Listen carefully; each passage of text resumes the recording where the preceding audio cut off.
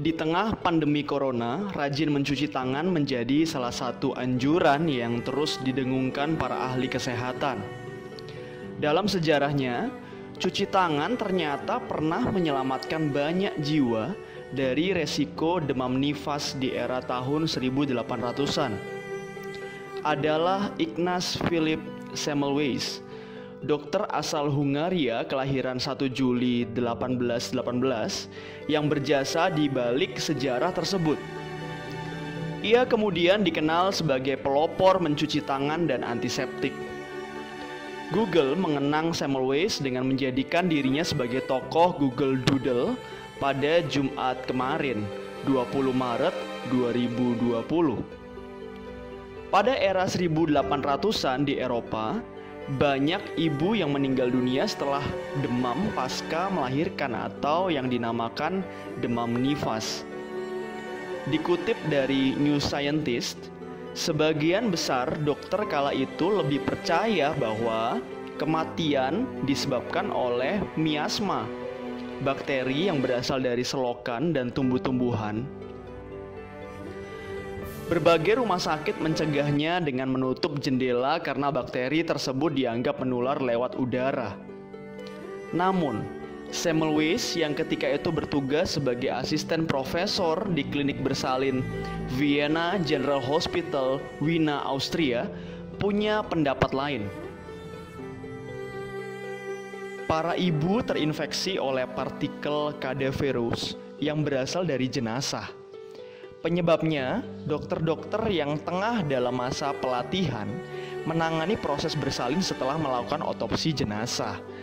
Pendapat tersebut didasarkan pada temuan bahwa ibu yang melahirkan lewat jasa dokter lebih banyak mengalami kematian ketimbang ibu yang melahirkan dengan bantuan bidan. Selain itu, fakta tentang adanya dokter yang meninggal setelah terluka oleh pisau bedah saat otopsi.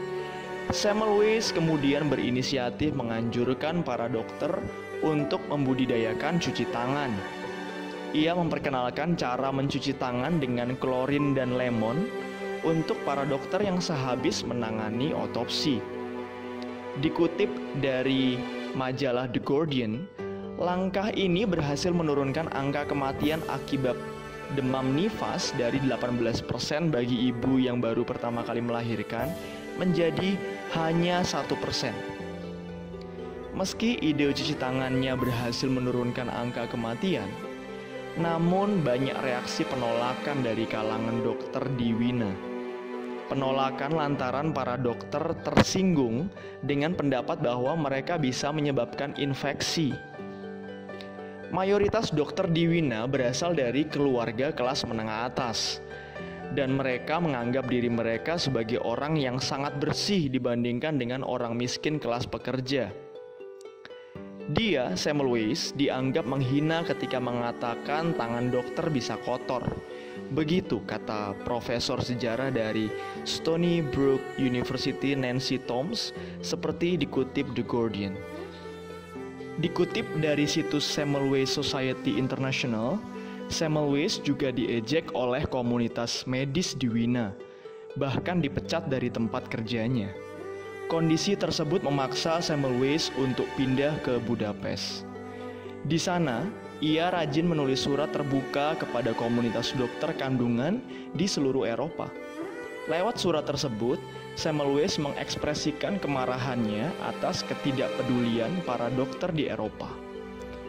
Masyarakat Eropa di zaman tersebut, termasuk istrinya, menganggap Semmelweis telah kehilangan akal sehat karena gemar mencela profesi dokter sebagai pembunuh yang tidak bertanggung jawab. Ia akhirnya masuk rumah sakit jiwa pada 1865.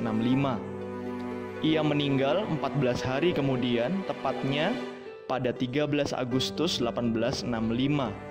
Diduga karena dipukuli penjaga. Ia meninggal pada usia 47 tahun. Kini, dunia pun mengenal istilah Semmelweis Effect, sebuah metafora untuk mendeskripsikan penolakan orang banyak terhadap pengetahuan baru yang bertentangan dengan norma, kepercayaan, atau paradigma yang sudah ada. Istilah tersebut terinspirasi dari gambaran reaksi masyarakat Eropa terhadap pemikiran Semmelweis. Pengetahuan Semmelweis baru diterima secara luas setelah kematiannya lewat penelitian-penelitian. Pada 1957, Louis Pasteur melakukan penelitian tentang bakteri penyebab penyakit yang memberikan penjelasan teoritis atas pemikiran Semmelweis bahwa cuci tangan bisa menjadi instrumen pencegahan penyakit. Penelitian Louis tersebut juga berhasil membuktikan bahwa bakteri dapat dibunuh dengan tingkat panas tertentu. Dari sana muncul penelitian lanjutan tentang antiseptik. Campuran kimia bersuhu panas tersebut berhasil diterapkan dalam bentuk cairan yang tidak merusak kulit manusia sehingga dapat digunakan saat mencuci tangan. Artikel ini dirangkum dari sumber katadata.co.id, Teknokompas, Wikipedia, dan Britannica.com.